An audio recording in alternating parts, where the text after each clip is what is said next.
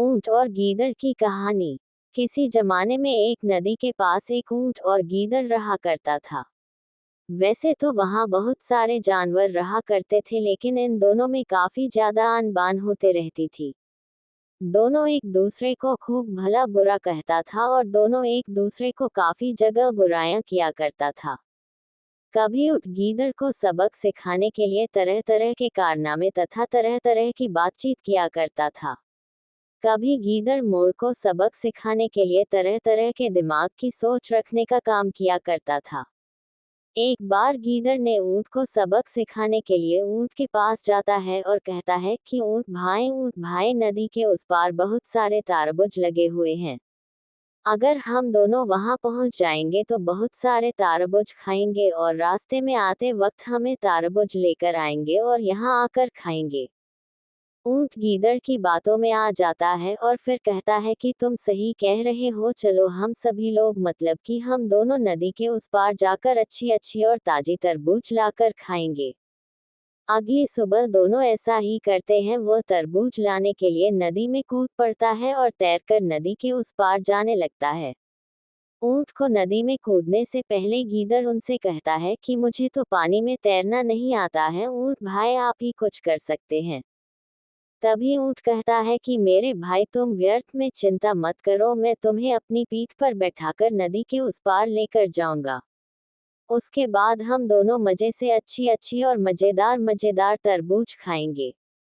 ऊंट गीदड़ को की पीठ पर बैठाकर नदी के उस पार लेकर जाता है। फिर दोनों मजे से तरबूज खाने लगते हैं। तरबूज खाने के बाद गीता बहुत जोरों से चिल्लाने लगता है। गीदड़ की चिल्लाने की आवाज सुनकर तरबूज की देखरेख कर रहा किसान थोड़े थोड़े आता है और उसके बाद ऊंट की खूब पिटाई करता है। ये सभी देखकर गीदड़ किसी पेड़ के पीछे छिप जाता है और पीछे छुपकर ही ऊंट की पिटाई का मजा लेता है। जब किसान ऊंट को पीट कर चला जाता है तभी छुपा हुआ की ताला वहां रहता है और ऊंट के पास जाकर रहमदिल्ली दिखाता है। उसके बाद ऊंट कहता है कि तुमने जब तरबूज खा लिया तो इतना ज्यादा चिल्लाने की क्या जरूरत थी। तुम्हारे चलने की आवाज सुनकर ही वह किसान मेरे पास आ गया और मोदी पिटाई करने लगा है। इतना कहने के बाद गीदड़ कहता है कि जब मैं तरबूज खा रहा था तो मेरी पेट भर गई थी यार, जब मेरे पेट भर जाती है तो मैं इसी तरह से चिल्लाता हूँ। उसके बाद वह कहता है कि चलो आप हम लोग अपने घर की तरफ नदी के उस पार चलना चाहिए। फिर उसके बाद ऊंट अपनी पीठ पर गीदड़ को बैठाकर नदी में तैरते हुए आने लगता है। जब नदी के बीच में आता है तो वह नदी में डुबकी लगाने लगता है। ये सभी चीजें देखकर गीदड़ कहता है कि क्या बात है, पानी में इतनी ज्यादा मस्ती क्यों कर रहे हैं। उसके बाद ऊंट कहता है कि जब मेरा पेट भर जाता है और मैं जब पानी पर जाता हूँ तो मुझे डुबकी मारने की आदत हो जाती है। ये बात सुनते ही गीदड़ को सभी बातें समझ में आ गई थी कि वह उसका किए का बदला ले रहा है। बीच नदी में ऊंट पानी में डुबकी लगा रहा था, जिस कारण से गीदड़ नीचे गिर गया था।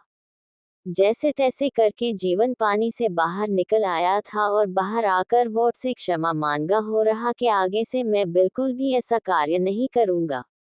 तभी ऊंट ने कहा है कि तुम किसी के साथ चल कर सकते हो, याद रखना कोई भी तुम्हारे साथ चल कर सकता है, इसीलिए जितना तुम सह सकते हो किसी के साथ उतना ही मजाक करना।